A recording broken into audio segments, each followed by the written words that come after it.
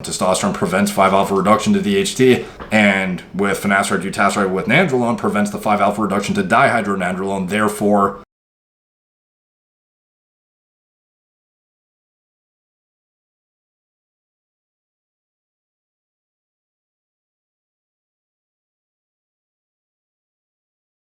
what's up guys, Derek, moreplates.com. Today I'm going to be talking about will taking Deca with finasteride cause crazy amounts of hair loss and some crazy chemical reaction. So you may have heard of this before, you may have not, but basically there's like a theory that goes around the community that if you combine Deca with finasteride, they have some sort of chemical reaction, or dutasteride, and it creates like an insane amount of hair loss. So I just want to explain this process and what actually happens, because there's a lot of misconceptions about it. So basically, testosterone, the bioidentical hormone that you're probably very aware of how it works in the body, when it either aromatizes into estrogen, stays as testosterone, or 5-alpha reduces into DHT. So you're probably aware of this process already. You already know why. If you're using finasteride, you already understand that it's a 5-alpha reductase inhibitor to prevent testosterone from 5-alpha reducing into the more androgenic metabolite DHT. Like, this is, if you're using finasteride, I would hope you understand this process. So testosterone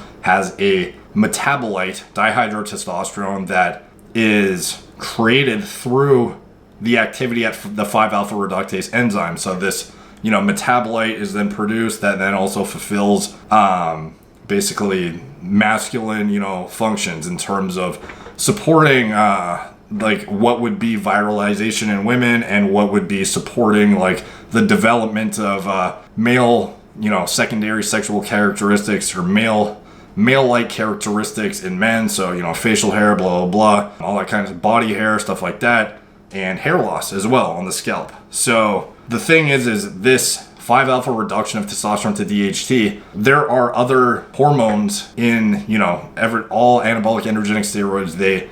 Some of them do get 5-alpha reduced into metabolites, and some don't. Like, for example, trenbolone, not a substrate for 5-alpha reductase. When it comes to something like nandrolone, though, it does 5-alpha reduce. But the thing is that differs so much from testosterone is it doesn't 5-alpha reduce. Everyone thinks that 5-alpha reductase just causes like everything to become more androgenic in those tissues that it's dense in, but it's not really the case. So with all hormones, and in nandrolone's case, it's unique in that when it hits 5-alpha reductase, it actually gets 5-alpha reduced into a much less androgenic metabolite. So this is why it's such a hair-safe, steroid, is because when it hits 5-alpha reductase in the area where you would otherwise have testosterone converting to DHT and causing hair follicle miniaturization, you have nandrolone 5-alpha reducing into dihydronandrolone, which has a much lower binding affinity than nandrolone, DHT, and testosterone.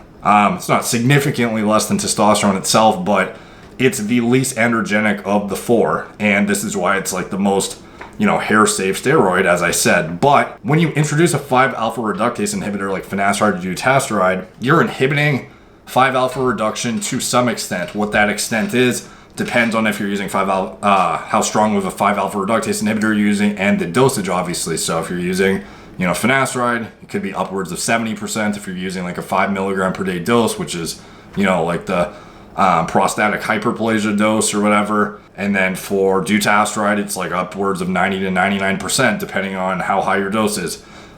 So if you're inhibiting this enzyme by such a massive degree, you're inhibiting this conversion, or this 5-alpha reduction, from nandrolone to dihydronandrolone. So if you're blocking it from becoming the less androgenic metabolite that's more hair safe, you're leaving all the nandrolone unaltered, essentially. I'm not saying it's unaltered, but you're preventing the metabolite from being created that would otherwise be, far more present in this area. So you now have a bunch of nandrolone in this area that you would have otherwise not had you left 5-alpha reductase uninhibited. And nandrolone is not very hair safe on its own. The parent hormone is actually very androgenic, and it's more androgenic than testosterone. So while it's not as bad as DHT, it's still going to wreak havoc on your hair if you're very prone to hair loss. So the androgenicity is not as bad as DHT, granted, but at the same time, it's not hair safe whatsoever. So when you take if you're on Deca or NPP or whatever, and you have a 5-AR inhibitor in your system, you could very well like spike a significant amount of hair loss, because this is shown in the clinical data, the amount of androgenic activity that occurs without a 5-alpha reductase inhibitor versus with a 5-alpha reductase inhibitor. You can see how it's like the complete opposite of what happens with testosterone. Testosterone prevents 5-alpha reduction to DHT, and with finasteride dutasteride with nandrolone prevents the 5-alpha reduction to dihydronandrolone, therefore significantly increasing the androgenicity in the body via the inhibition of this, 5-alpha reduction process that would have otherwise made nandrolone a hair-safe compound. It's not the nandrolone that's hair-safe, it's the metabolite of it that's hair-safe. So just wanted to clarify that, because there's a lot of misconceptions about it. I want to, literally explain the science and show you where the clinical data derives from on this. So hopefully you guys find that interesting. Please like, subscribe, check out my blog, moreplates.com. Check me out on Instagram at moreplates_moredates, Facebook, Snapchat, Twitter, etc. Podcast link in the description below. If you guys can drop a rating, a 5-star rating, that really helps the algorithm there too. And comments here help the algorithm a ton. So please get engaged in the comment section of my videos, and it'll help push it to a new audience. So I really appreciate when you guys do that. Talk to you soon.